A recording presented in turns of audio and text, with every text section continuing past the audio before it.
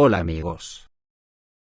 La cosa, si se confirma esta noticia, se pone fatal. Igual hemos entrado en la última fase antes de lo previsto, porque según publica la agencia Avia.pro, se están registrando ataques de Ucrania y la OTAN contra los satélites de comunicación rusos. Rusia se prepara para responder. Según un comunicado del Ministerio de Relaciones Exteriores de Rusia, el régimen de Kiev, junto con especialistas de varios países extranjeros, inició intentos de influir en los satélites de comunicaciones civiles rusos. Esta acción es una violación del derecho internacional y tiene graves consecuencias. Según el representante del Ministerio de Relaciones Exteriores de Rusia, Rusia tiene derecho a responder a esta violación del derecho internacional de manera adecuada.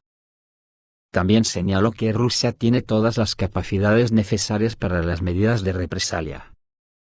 Esta es una violación escandalosa del derecho internacional. La parte rusa tiene derecho a responder adecuadamente. Todas las oportunidades necesarias para esto están disponibles, informa el Ministerio de Relaciones Exteriores de la Federación Rusa. Hasta el momento, no hay información sobre exactamente qué satélites de comunicación cayeron bajo la influencia del régimen de Kiev y sus aliados, ni cómo se intentó influir. Mientras tanto, los representantes del gobierno ucraniano no se pronunciaron sobre este tema. Sin embargo, en el contexto de los acontecimientos recientes en Ucrania, cuando el régimen de Kiev cuenta con el apoyo activo de Estados Unidos y algunos países de la Unión Europea, esta declaración del Ministerio de Relaciones Exteriores de Rusia puede generar más tensiones en las relaciones entre Rusia, Occidente y Ucrania. Al mismo tiempo, Estados Unidos despliega bombarderos con capacidad nuclear en la península de Corea en medio de tensiones con Pyongyang. Las autoridades surcoreanas declararon que el entrenamiento militar que está llevando a cabo con Estados Unidos muestra su perfecta disposición para responder a cualquier provocación de Corea del Norte de manera rápida y masiva. Un bombardero B-52H, de la Fuerza Aérea de Estados Unidos y aviones de combate F-15K y KF-16, de la Fuerza Aérea de Corea del Sur, sobrevuelan la península de Corea el 6 de marzo de 2023. El Ministerio de Defensa Nacional surcoreano anunció este miércoles que Estados Unidos volvió a desplegar bombarderos estratégicos con capacidad nuclear B-52H en la península de Corea, durante un entrenamiento aéreo conjunto en respuesta a las amenazas norcoreanas. Según las autoridades, el ejercicio, en el que la Fuerza Aérea Surcoreana movilizó sus aviones de combate F-35A, y los estadounidenses desplegaron cazas F-35B y F-16.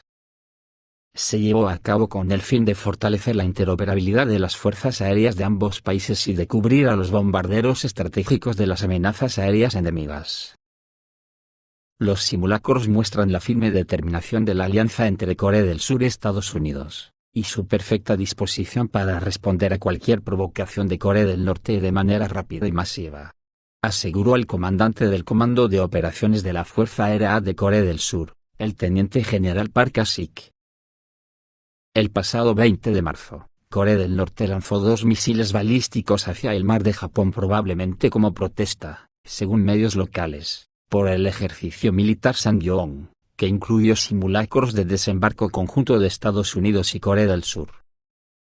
Fue el 10º lanzamiento de cohetes desde principios de año, y en 8 de ellos Corea del Norte ha probado misiles balísticos. Este lunes, la Armada surcoreana, junto con la estadounidense nipona, inició ejercicios de guerra antisubmarina y entrenamiento de búsqueda y rescate.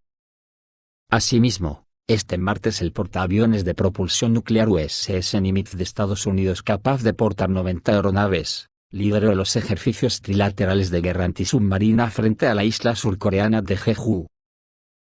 Ante estos acontecimientos parece que Japón ya no lo considera una broma, y planea construir refugios antiaéreos. En el próximo año fiscal, Japón puede aprobar un proyecto de ley que establezca un cronograma para la construcción de refugios antiaéreos en caso de un posible conflicto.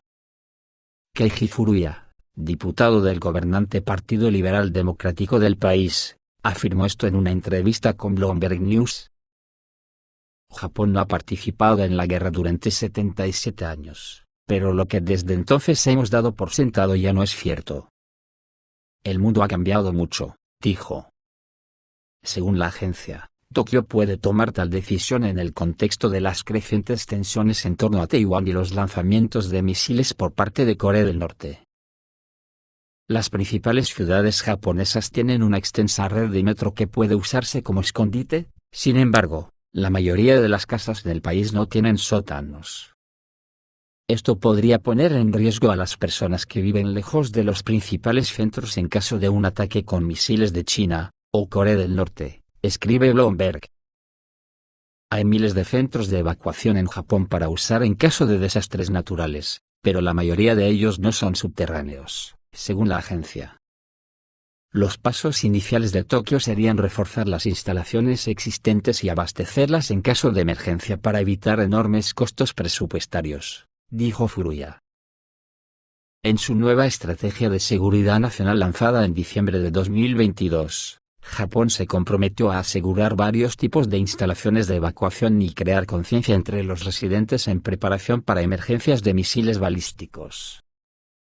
En septiembre pasado, Yoda informó que el gobierno japonés estaba considerando construir refugios para evacuar a los residentes si la situación en Taiwán empeoraba. Se trataba de la construcción de albergues en la prefectura de Okinawa y en las islas Akishima, que se encuentran a 110 kilómetros de la región. El periódico Nikkei informó en enero que las autoridades japonesas planeaban proporcionar ayuda estatal para la construcción de refugios antiaéreos. En el año fiscal 2023, el gobierno comenzará a estudiar los costos y las especificaciones para construir nuevos refugios, y los subsidios pueden comenzar en el año fiscal 2024. En 2022, la República Democrática Popular de Corea del Norte probó repetidamente misiles balísticos. El líder norcoreano, Kim Jong-un, calificó de provocativa la situación en la península coreana. En su opinión, Estados Unidos está tratando de crear una versión asiática de la OTAN en la región y está desplegando armas nucleares de ataque en Corea del Sur. Esto es todo, amigos, reciban un saludo.